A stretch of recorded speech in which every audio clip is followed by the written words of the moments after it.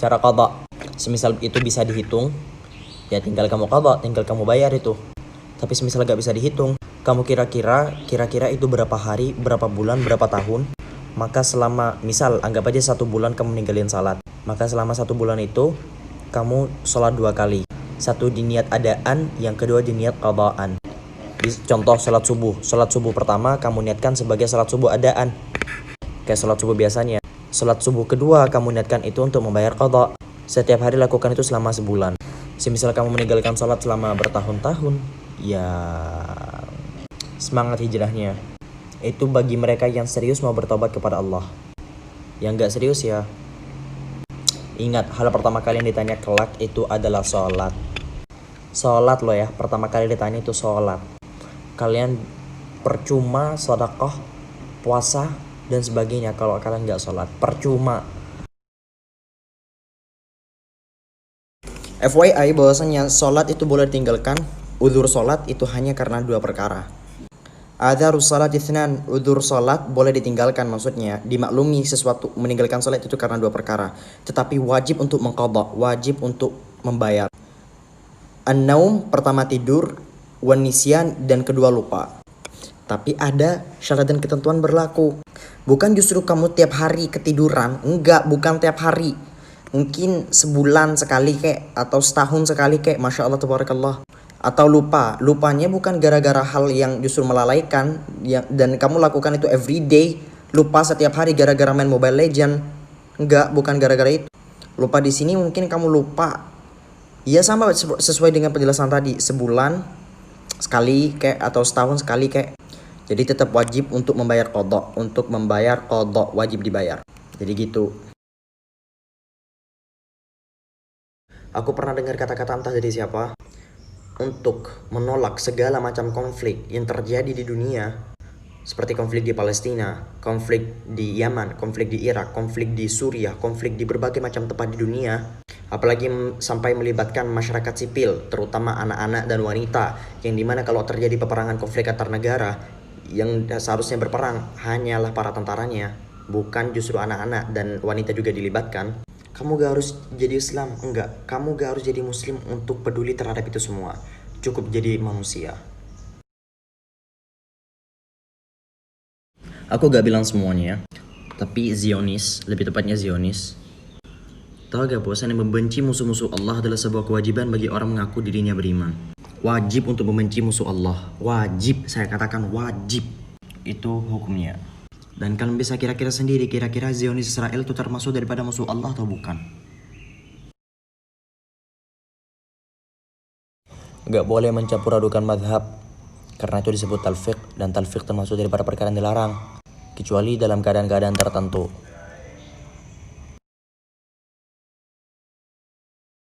Bisa. Allah tabaraka wa ta'ala berfirman, walladzina amanu wa taba'atuhum dzurriyyatuhum biimanin alhaqna bihim dzurriyyatahum wa ma alatnahum min 'amalihim min syai' kullu imri'in bima kasaba rahin. Walladzina amanu, dan orang-orang beriman, wa taba'atuhum dzurriyyatuhum biimanin alhaqna bihim dzurriyyatahum, lalu anak keturunan mereka mengikuti mereka dalam keimanan. Alhaqna bihim dzurriyyatahum, maka kami pertemukan anak-anak mereka itu dengan mereka, dan kami tidak mengurangi pahala mereka, kebaikan mereka sedikit pun. Kullu imri'in bima kasaba rahin, setiap orang akan terikat terhadap apa yang mereka perbuat. Tapi ada syaratnya banyak benar. Pertama, mereka semua harus termasuk daripada golongan orang beriman, mereka semua termasuk daripada orang-orang muhsinin, daripada orang-orang baik, dan mereka tidak termasuk daripada orang-orang fasik. Ya ayyuhalladzina amanu qu anfusakum wa ahlikum nara, wahai orang-orang beriman, jagalah diri kalian dan keluarga kalian daripada siksaan api neraka. Jadi jangan kita ngurusin diri kita mulu, urusin juga keluarga kita. Di Islam tidak mengenal sistem reinkarnasi. Semua hal telah jelas berjalan sebagaimana mestinya. Di dalam Al-Quran, di dalam hadis telah dijelaskan semua. Ada alam barzakh, ada alam begini, ada alam begini, ada alam begini. Jadi sehingga siapapun yang tidak percaya daripada apa yang disampaikan oleh Al-Quran, keluar daripada konsep Al-Quran, aku khawatir masuk dalam kategori murtad. Illa man taba wa amana wa amila amalan saliha fa ulaika yubaddilullahu sayyi'atihim hasanat, kecuali orang yang bertaubat dan beriman dan mengerjakan amalan-amalan saleh, maka mereka Allah ubah keburukan-keburukan mereka menjadi sebuah kebaikan. Tidak hanya Allah hapus keburukan-keburukan kita yang lalu, tetapi Allah ubah keburukan-keburukan kita yang lalu menjadi sebuah kebaikan. Wa kana Allahu ghafurur rahima. Adapun Allah adalah yang Maha Pengampun lagi Maha Penyayang. Jadi gak ada dosa di dunia ini yang tidak Allah Subhanahu wa taala gak ampuni, gak Allah. Ya begitu. Intinya rahmat Allah, pengampunan Allah jauh lebih besar daripada dosa kita. Lah, gak salah nanya. Pertanyaannya, kalau di rumahmu gak ada tamu atau kamu gak lagi bikin video yang akan kamu upload, ngapain pakai hijab?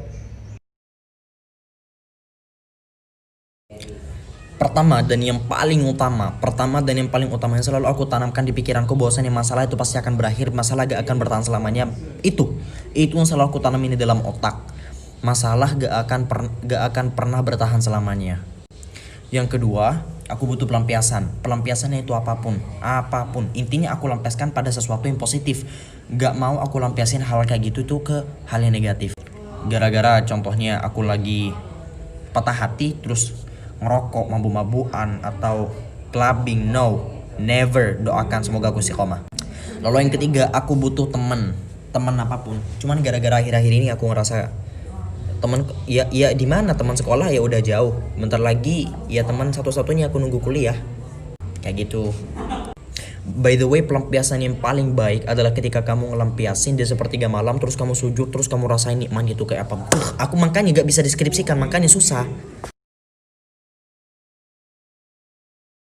Kalau kamu bahas ini ke aku, seriusan gak apa-apa. Mau kamu di video-videoku bakalan komen kayak gini, ya gak masalah.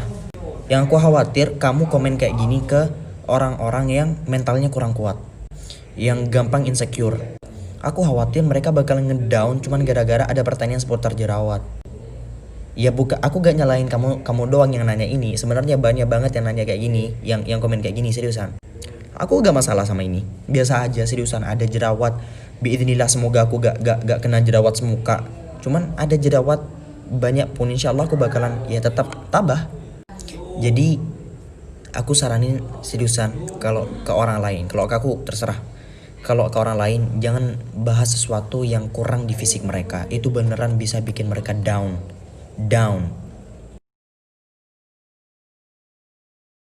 Kenapa percayaan termasuk daripada hal yang sangat tidak dianjurkan? Pertama, karena percayaan itu mengandung konflik yang sangat banyak, memutus silaturahim orang banyak, jelas.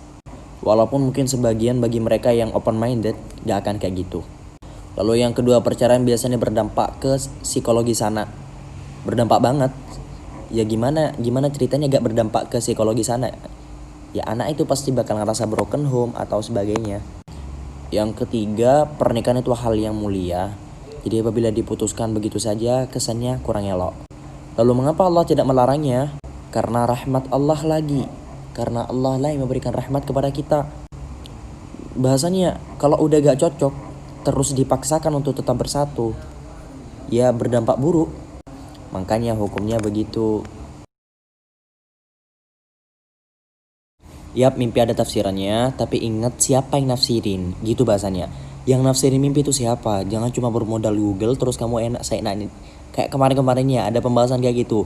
Kak, apa hukumnya baca tafsiran mimpi lewat Google? Ya ngapain kamu? Ya Tuhan, jangan cari di Google, cari ke ulama yang kompeten di bidangnya, gitu, oke? Jangan pernah berhenti untuk berdoa sebanyak-banyaknya. Sekalipun kita merasa bahwa diri kita adalah seorang pendosa, tetap wajib, saya katakan wajib bagi kita untuk berdoa kepada Allah. Tahu gak bahwasanya orang-orang salaf terdahulu itu bahkan garam dapur pun minta ke Allah, ya Allah berikanlah saya garam dapur. Padahal hakikatnya sekedar garam dapur masih pakai acara doa. Ya emang begitu seharusnya. Jadi jangan pernah berputus asa untuk meminta kepada Allah. Minta apapun yang kamu mau. Apapun. Saya bilang apapun. Asalkan bukan maksiat. Bahkan asalkan kamu tahu bahwasannya hamba yang paling pelit adalah hamba yang gak mau berdoa. Perbanyak doa.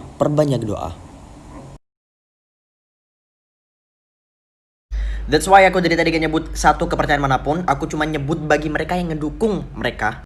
Karena aku yakin setiap agama pasti akan mengajarkan sebuah kasih. Setiap agama pasti akan mengajarkan perdamaian. Itu yang diajarkan oleh agama manapun. Aku muslim dan aku percaya bahwasannya Islam yang benar. Tapi aku percaya bahwasannya setiap agama di Indonesia, yang di Indonesia itu pasti akan mengajarkan sebuah kedamaian. Aku berbicara seakan-akan agama Islam itu loh. Ada sebagian kelompok kecil yang mengatasnamakan Islam tapi dia ngebom sana sini seakan-akan mereka mewakili mayoritas padahal enggak. Nah, di poin itu aku juga ngeritik yang ngedukung Israel. Karena sebenarnya di Palestina gak cuman kaum muslimin doang yang kena, tapi ada juga kaum Nasrani. Jadi gitu bahasanya. Makanya itu untuk umat-umat Kristiani yang merasa tersinggung terhadap perkataan saya barusan. Enggak, saya bukan ke umat Kristiani, serius. Justru saya cinta kalian.